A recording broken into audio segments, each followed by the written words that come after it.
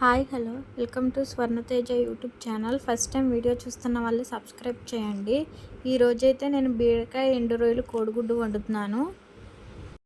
చాలా సింపుల్గా నేను వండే పద్ధతిలో వండండి. ఇక్కడ చూపిస్తున్నాను కదా బీరకాయ కూరకు కావాల్సిన పదార్థాలు. ముందైతే స్టవ్ ఆన్ చేసుకుని ఒక కడాయి పెట్టుకోండి. కడాయి కొంచెం వేడయిన తర్వాత ఆయిల్ పోయాలి. 2 టేబుల్ స్పూన్ల ఆయిల్ పోయండి.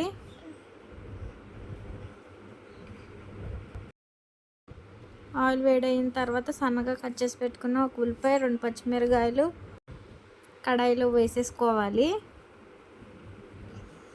ఈ బీరకాయ ఎండు రొయ్యలు కోడిగుడ్డు కాంబినేషన్ ఎవర్ గ్రీన్ అనమాట. ఎవరైనా ట్రై చేయకపోతే ఇలా ఒకసారి ట్రై చేయండి.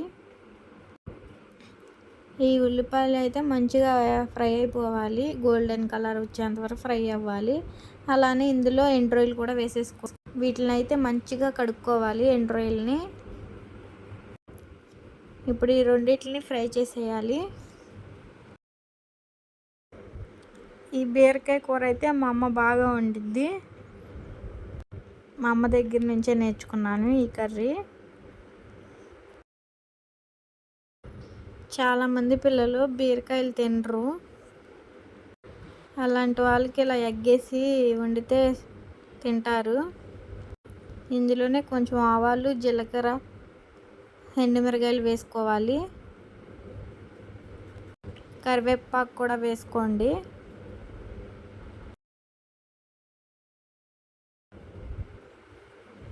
కర్రీ బాగా ఫ్రై అవ్వాలి.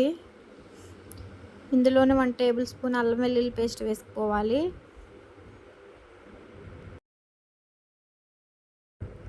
నేనైతే 1 కేజీ బీరకాయలు తీసుకున్నాను.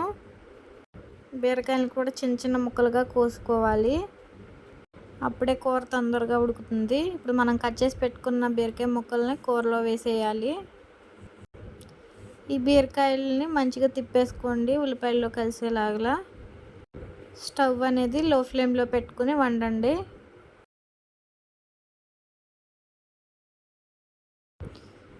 ఇందులోనే చిటికెడు పసుపు కూడా వేసుకోవాలి. ఒకసారి మంచిగా తిప్పుకొని మూత పెట్టేసుకోండి. మంచిగా మగ్గిపోతుంది కూర. ఈ బీరకాయలతో చాలా వెరైటీ చేయొచ్చు. బీరకాయ శనగపప్పు, బీరకాయ పచ్చడి, బీరకాయ పప్పు, ఇలా రకరకాలుగా చేసుకోవచ్చు. ఇప్పుడైతే ఒకసారి తీసి చూద్దాం. బాగానే ఉడికిపోతుంది. ఇందులోనే ఒక టమాటా కట్ చేసుకుని వేసుకోవాలి.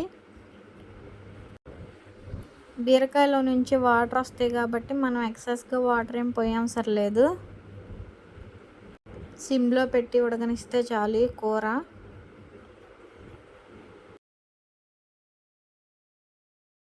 కూర అనేది ఇంకొంచెం మగ్గాలి. రుచికి సరిపడ్డ ఉప్పు కూడా వేసుకోండి. ఈ సాల్ట్ వేయడం వల్ల ఇంకొంచెం వాటర్ వస్తుంది కూరలో. ఇప్పుడైతే ఒకసారి తిప్పేసుకోవాలి. ఇక్కడైతే కూర మంచిగా ఫ్రై అయ్యింది. ఇందులోనే 2 టేబుల్ స్పూన్లు కారం వేసుకోవాలి. ఈ కారం వాసన పోయేంతసేపు ఫ్రై అవనివ్వాలి కూరని. మంచిగా కలిపేసుకోండి గరిటెతో.